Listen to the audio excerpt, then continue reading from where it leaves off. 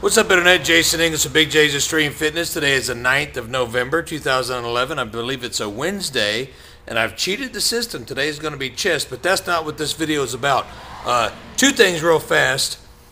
The video that I just put up yesterday, I don't know what was wrong. I think my battery was dying while I was loading it up on the Windows Movie Maker, and it just started cutting everything short. So first thing you want to know if you can pick the weight up off the ground or not, and I've really advanced far. I mean, I was only doing 15 and 20 pound dumbbells, and this was hard, the 30, and we do have some video of us doing 50 pounds, so we've done a lot of good with our personal best.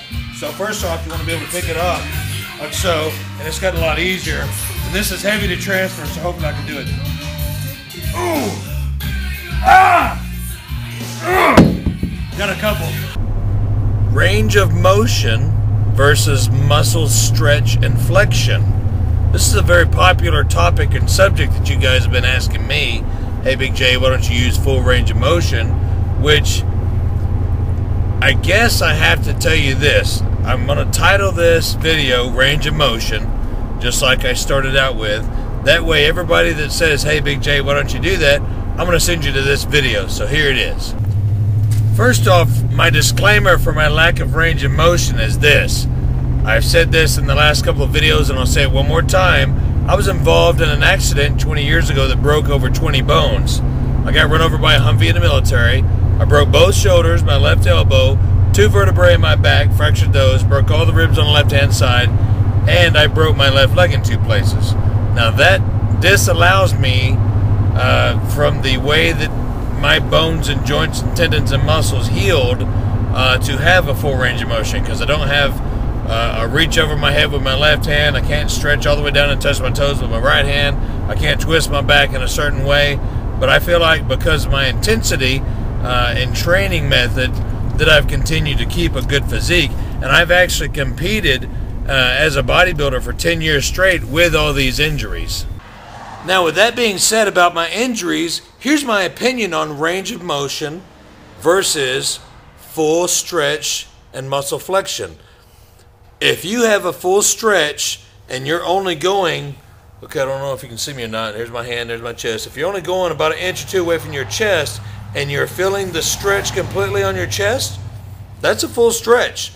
That's your range of motion. Now, if you have to stop here, and I'm actually going to stop the video here in a second and put my arm down on a bar or a bench and show you the lack of range of motion. I don't even know what the degree is, like 33 degrees only instead of like a full extension.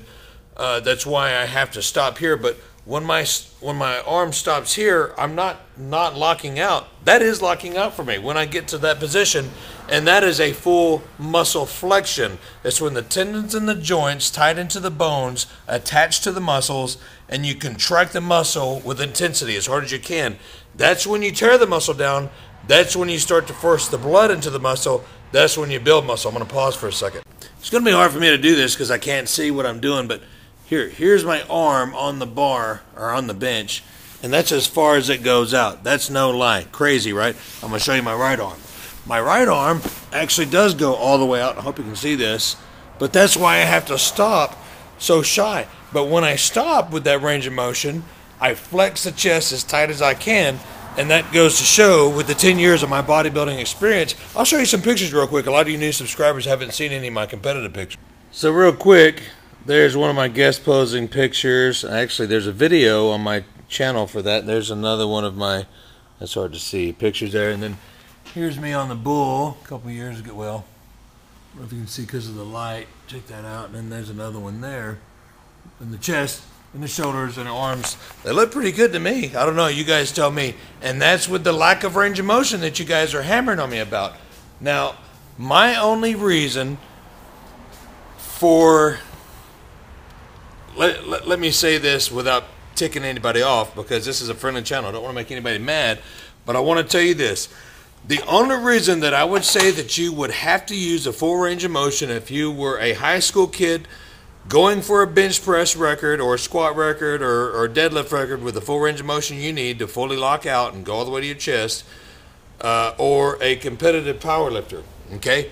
Those are the only 2 people I would think that would have to do that, unless you were betting hundreds of dollars, you know, that you could bench press 550 and you didn't lock it out or whatever. So in my opinion, okay, again, this is just my opinion. You guys can do what you want to do, just like the Hodge twins say.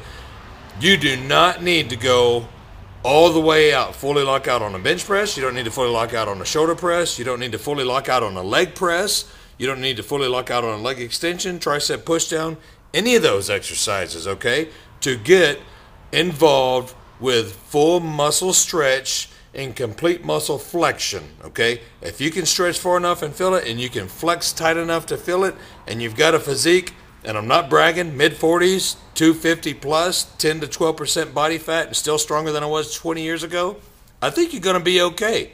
That's my answer to that.